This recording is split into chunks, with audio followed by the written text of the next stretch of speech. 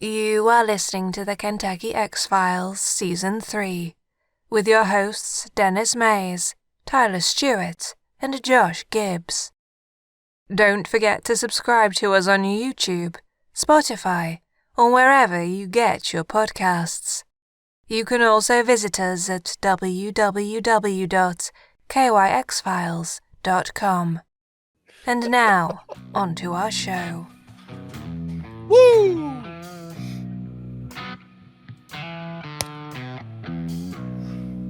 Welcome back, guys, to your Kentucky X-Files.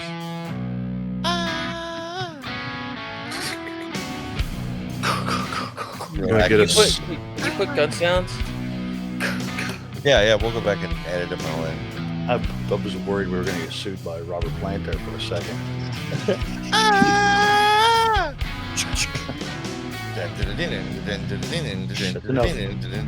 Oh, sorry. Yeah, Sorry. they'll sue you. They'll sue you. That's true. Motherfuckers will sue anybody. But, I mean, if we get sued, I mean... That just means we're doing it good.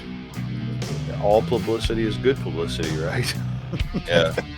That would be hilarious. I feel like that was back in the day now. Like, yeah, that's true. We got cancel culture now, so we can't play those games. Yeah.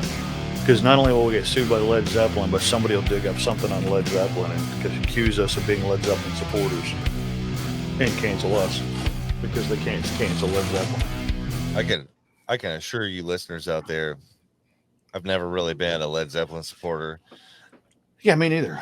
There was always, to my mind, it was always like either kind of flipped to Led Zeppelin or Black Sabbath, and I was always firmly nestled in my Sab. Yeah, I'm not a big fan of Zeppelins. You know, I've upset a lot of people by saying that as well. That I don't care for Zeppelin. Well, I mean, dude, it was like, there's like flowers and rainbows and shit, and then there's Sabbath, Bloody Sabbath. You know what I mean? There's like a Wizard, Nativity in Black. I'll even go out on a limb and say that I actually prefer the Who to Zeppelin. Oh, I love the Who. Do you like the Who, really? Mm-hmm. Dude, fucking love the Who. They're like, I would probably listen. People. I'd probably listen to the Who. Yeah.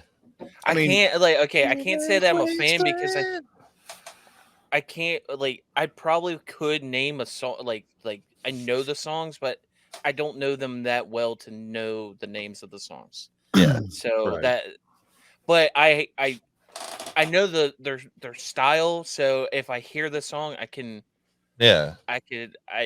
definitely.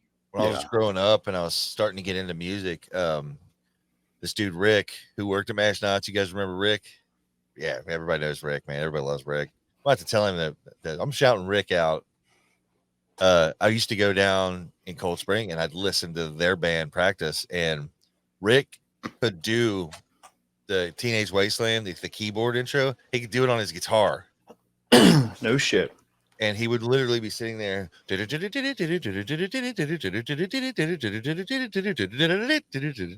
I remember sitting there like, you know what I mean? Like, oh my God, he's a hero. And them guys still to this day, when I tell them, like, you guys like really, really made me want to play music. Right.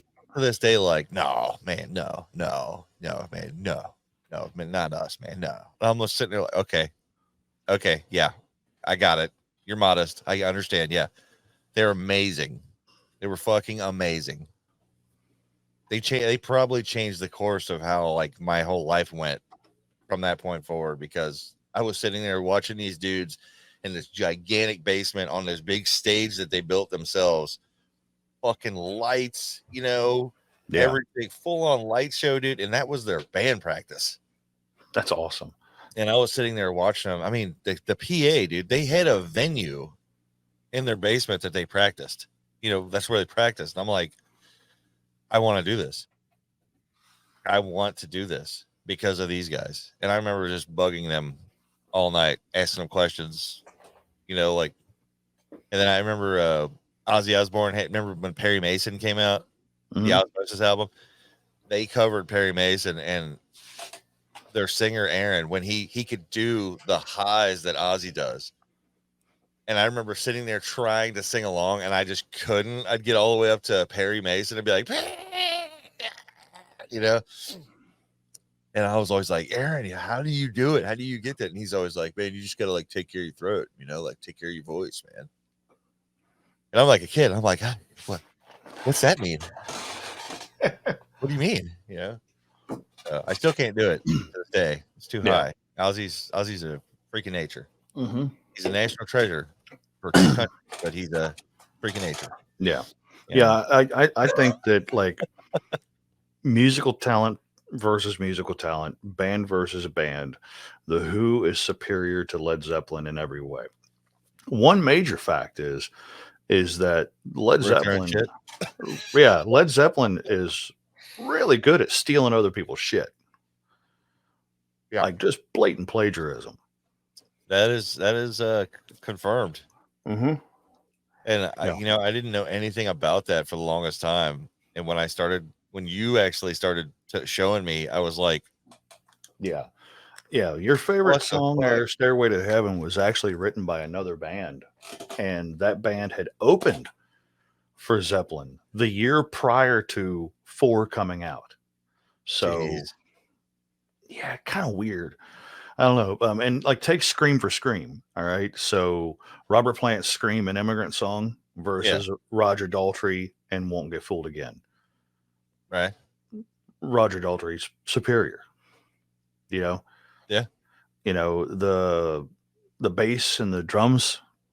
I mean, it could go back and forth, but I think Keith Moon's a superior drummer. Yeah. You know, I mean, maybe it's just me. I'm sure that I'm when he's not on drugs. When he was not on drugs, correct. Yeah. Like horse tranquilizers are a bitch. Yeah. Did you hear about that guy that actually like, dude, I'm like Keith, I wouldn't want somebody to go through that, especially being a drug addict. But dude, he was so fucked up on a show, he couldn't play. He kept falling off his drums. So this huge show, the lead singer is like, does anybody know our songs? Literally a kid, 16-year-old kid comes out of the crowd, plays every single thing for the Who. I was like, oh shit, dude, think about that. Dude, that like because of his addiction made this guy's like whole like world playing with his like favorite band. That would be amazing. You know, like because other bands will do stuff like that. Like Dave Grohl's famous for bringing people up on stage, and Billy Joe from Green Day will do it, and I believe even Avenged Sevenfold has done it. You know, but they bring him up and let him play one song, pat him on the butt, and send him back into the crowd. Like they don't come up and play the entire freaking set. Right. Yeah. That's one, man. I've watched some of those recently where some of them kids that come up with Dave Grohl, dude, and you're expecting kind of whatever, and these kids get up there and they just absolutely destroy. And I'm like, did he already know about that kid beforehand? You know what I mean? Right. Like, what is the luck? Yeah. There's a video of like a 10-year-old boy that's at a Steel Panther concert that comes up and plays Satchel's guitar and absolutely shreds it. You know? That's awesome. And it's like, first off, who brought their 10-year-old son to a fucking Steel Panther concert? Yeah. I mean that's a little young for Steel Panther, I would think. Not for other shows, but Steel Panther for sure. Yeah. Every time I hear Steel Panther, I think of Landis. Because Landis like loves Steel Panther, or he did. I don't know if he does anymore, but he did like him a lot. I mean, I can see why. They're very talented. Oh, they're good. Kind of not really my bag, but cool. Yeah. Like I've listened to some of their stuff, you know. Yeah. So I don't know. That whole there's a big chunk of the 80s that I skipped, you know, like good. Sorry. Hey, Right. one more and you got to get your shit together, man. That is true. Gesundheit. Oh, God. So yeah, I don't know. I just got the word from the wife. We actually just got word back that we're supposed to go look at a house in an hour. And we were waiting for a response about this yesterday, and of course it just came. So if I have to rush off at the end of this, my bad, guys. I'm trying to move. You have to be there in an hour? No, we have to leave. Oh, So, okay. I was gonna say, bad. yeah, let's crank this sucker out. It's a holiday episode. Yep. You know. Yeah, I always wonder about that. Every time we have a holiday on a Monday, I'm always like, should I send the episode anyway? Or should I just hold it till Tuesday? Or you know what I mean? Yeah. You guys out there should tell me this shit. Tell me how to help you. That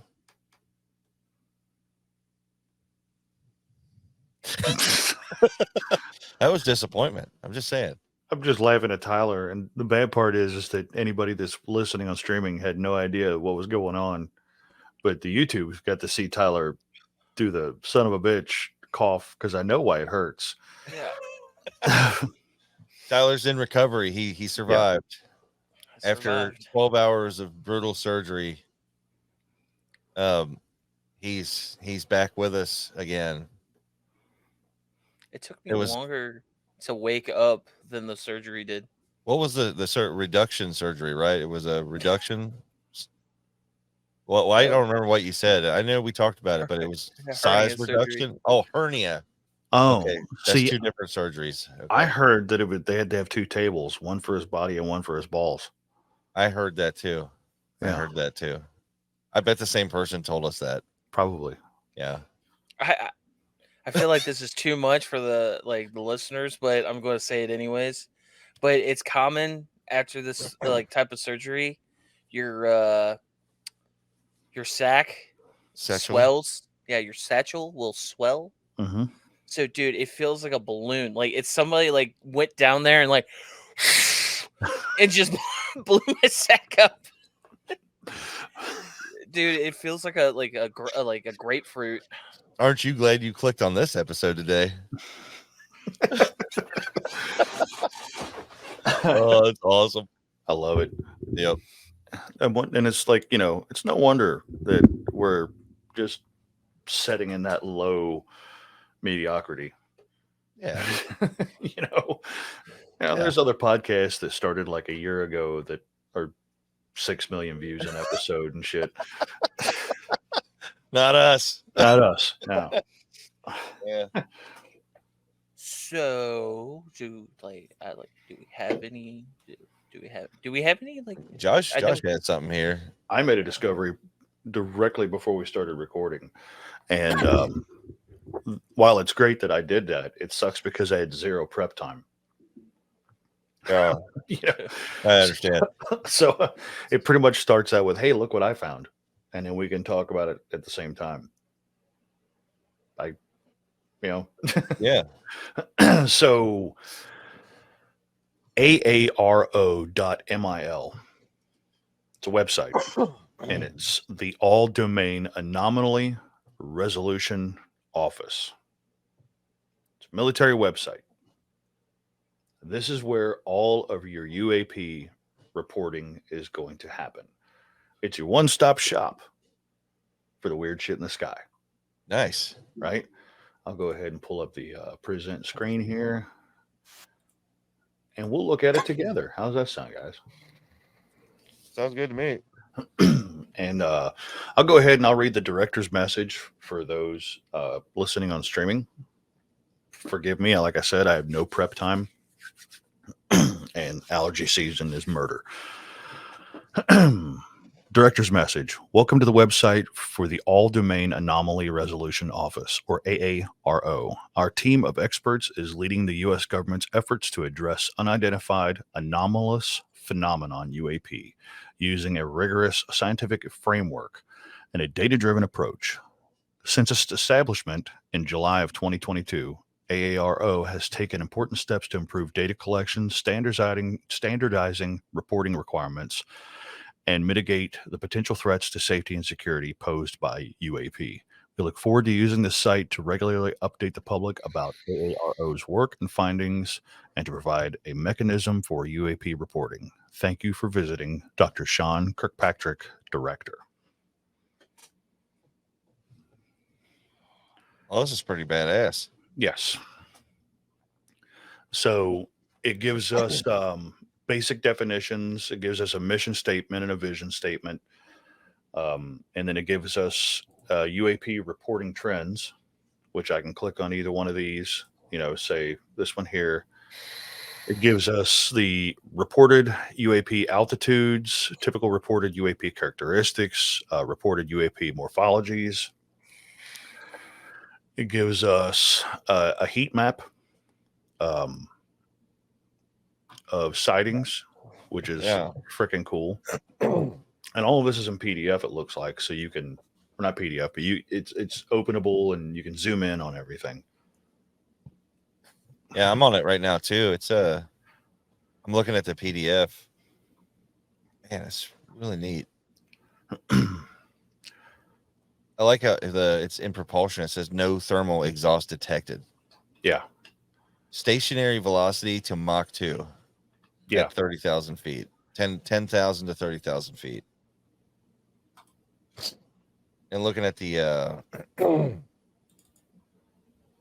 altitudes. Yeah. That's wild. The heat map I found interesting. It is interesting. It's like the same on both continents.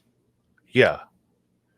Yeah. So for those listening, the heat map shows like hot spots along the eastern seaboard, and then on the western Southern California, northern Baja California area, and then it starts to project a little bit into the desert area of the western United States. Yeah. Then if you jump across the globe a little bit there, a lot of it seems to be residing in what I'm assuming is Southeast Asia.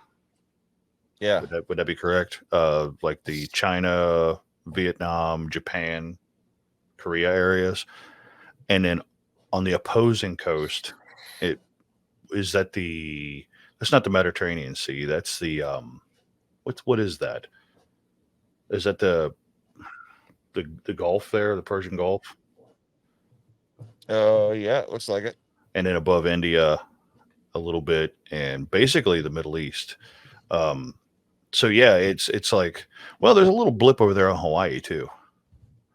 And then it looks like there's some little blips on some islands off the coast towards Polynesia.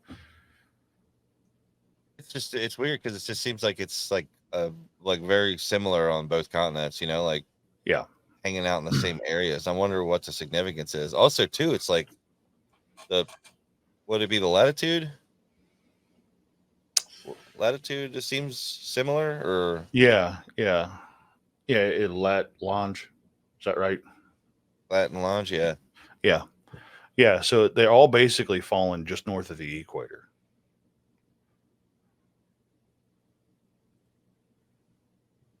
Pretty wild stuff. It is. So this is apparently where all of the reports are going to be going, or are going.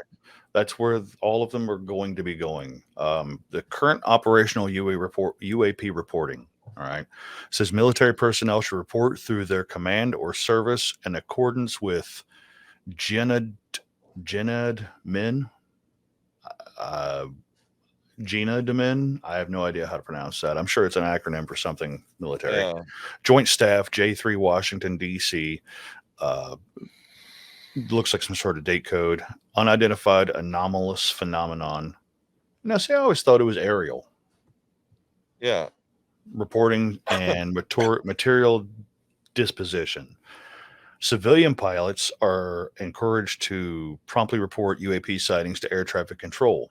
AARO receives UAP-related pilot reports, or PIREPs, from Federal Aviation Administration. So this is all like legit shit. They don't want you to direct report. This all comes through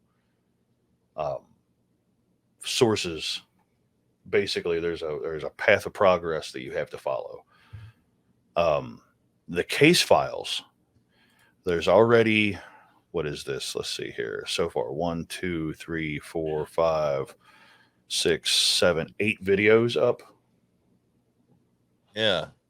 Which is pretty neat. There's a couple on here that I've never seen before, and a couple that have been on YouTube and stuff like that. So the Go Fast videos on here, the gimbal videos on here. There's a FLIR video. There's an unsolved case for a Navy 2021 flyby, which I've yet to see, which we should play on the show. Western U.S. objects, definitely need to look at that one, because I remember that was one that I was like, man, what the hell is this? We got to see this. The Middle Eastern object, which is that shiny sphere that just shoots across the screen with no discernible flight controls or power or anything. And then 2 South Asian objects from MQ-9s. And you said, what was the I guess the common name for those 2 planes, Ty? Raptor. Raptor. Yeah, MQ-9 Reaper. Reapers. Reapers. MQ-9 Reapers. So yeah, that's some pretty wild shit going on here, man. This is fucking neat, man. Yeah. So I figured we would we'd pick one of these videos here and have a go at it. Let's look at this UAP Western U.S. object video here. Yeah, let's do it. I'll pull it up on full screen, and I won't be able to see you guys, I don't think. Am I still screen sharing? Yeah. You can switch back to that, but if you want to scroll through it, you have to stay on that. Okay. Actually, I've got it split screened right now, and it's working pretty good. Okay. So you can see we got crosshairs, it looks like, in the center of the camera. And we're seeing, what the hell's that at the bottom? Yeah. It's a fucking cooking. It was cooking, and then it stopped dead in its tracks. Yeah. Did you see that? Yeah. Yeah. I did, at first I thought it was just a loop.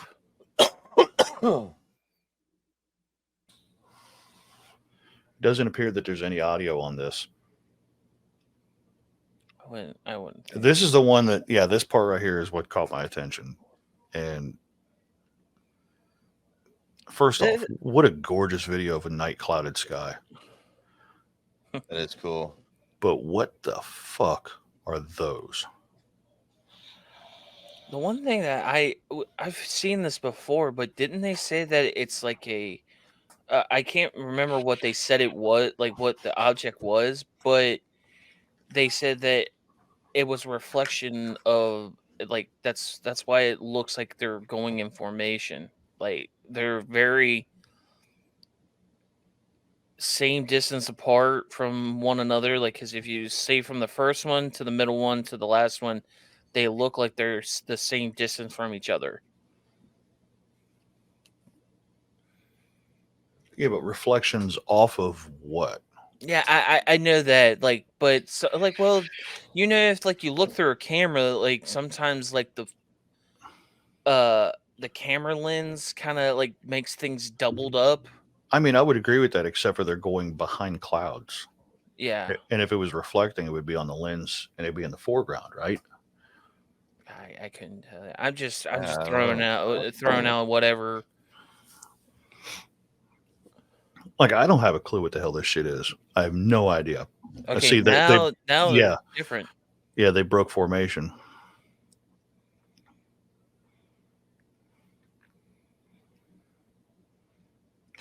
And before anybody, automatically jumps on the plane bandwagon, remember, these are all submitted as unidentified phenomenon, meaning that this went through basically JAG, or it went through the commercial, aviation.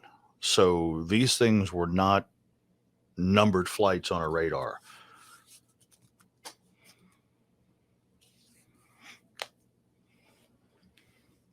I mean, there's aliens excluded. There's a lot of reasons why unidentified aerial phenomenon is scary. You know what I mean? Right. So if you've got dudes out there flying shit around with potential weaponry, Mm-hmm. and they're not, nobody knows who the hell they are or what they're doing, then Right. there's nothing stopping them from just dropping in and doing some horrible shit. So Yeah. It's like and they're like these are military, so they're close to a military installation or something. Well, this could be military or this could be commercial flight Oh stuff. yeah. Okay, I get you. But with the crosshairs, I would believe this is military of some sort. This isn't like a tower cam. This is not radar. yeah, Mm-hmm. That's yeah. This one here, the one we just watched, was analysis of full motion video combined with commercial flight data in the region. Led AARO to assess that the objects were 3 separate commercial aircraft flying at great distance. Oh, okay. All right. So this one here is answered by itself. So we're dumb and we didn't read it. Hey, that's what you have to do. You have Mhm. to read. I forgot about Okay. that. So I take back everything I said. And yeah, this actually says it right here that they were commercial aircraft. All right. Well, now I feel stupid, but oh well. but I mean, and that's kind of the point of this website, right? Is to Yeah. start figuring this shit out. Yeah. Okay. So let's look at this unresolved case Navy 2021 flyby. The video captured by the pilot in the cockpit of a Navy fighter jet demonstrates the typical speed at which military aircraft may approach an unknown object. Well, this one's got audio. Ooh.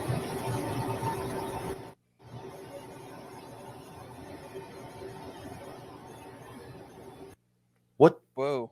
What the fuck? It's one of those spheres again, wasn't it? What? I'm sorry, I did not see it. Like, When he turns his head.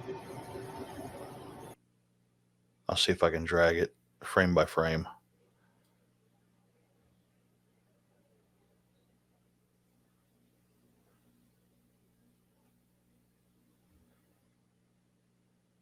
Yeah, oh, right there. oh wow. Yeah. That is So freaking that- cool.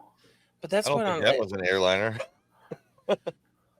these things are the size of a basketball almost, maybe a little bit bigger. But that's what I'm saying. Like, what are these things? What could they be? And what's propelling them? It's got to be a fucking probe, dude. It's got to be. Here's Navair FOIA unresolved case FLIR video, forward-looking infrared radar video of a U.S. Navy FA-18 jet cruise encounter with an unexplained anomalous phenomenon.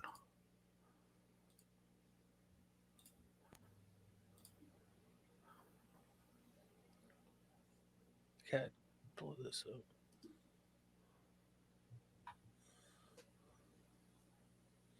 Is this the Tic Tac video? No. Huh.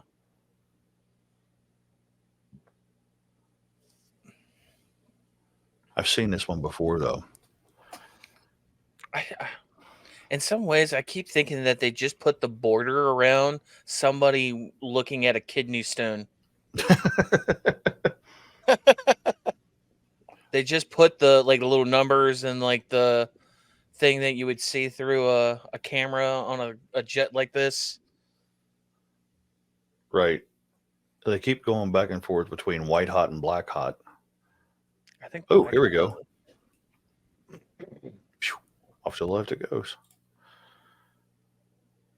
I believe this is That's your that's the this is Tic Tac one. this is your Tic Tac video.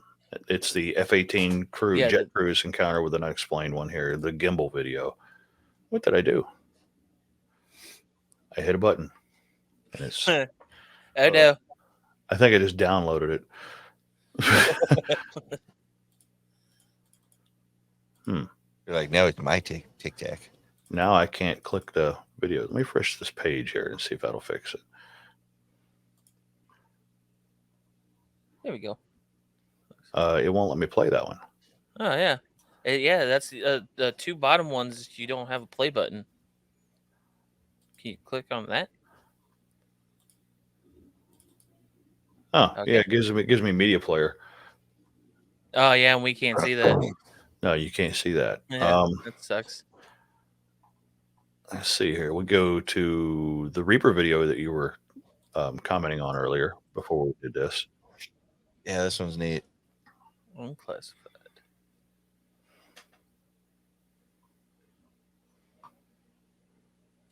That is some weird shit. So that thing, that basically the frisbee that goes flying past, right? That's what. Yeah. That's fucking nuts, dude. And it's hauling ass. Like it's straight up like. It's moving fast enough you can see the disturbance behind it in the footage.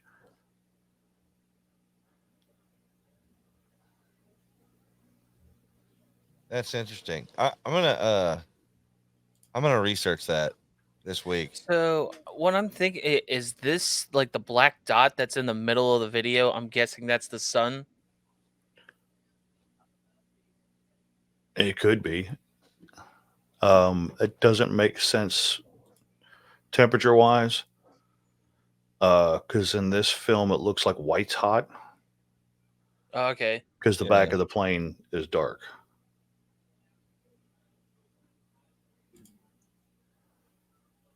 I think they use propellers though. What I'm wondering is if we're seeing thermal interference or artifacting from the camera trying to keep up with the object. Right. You know what I mean?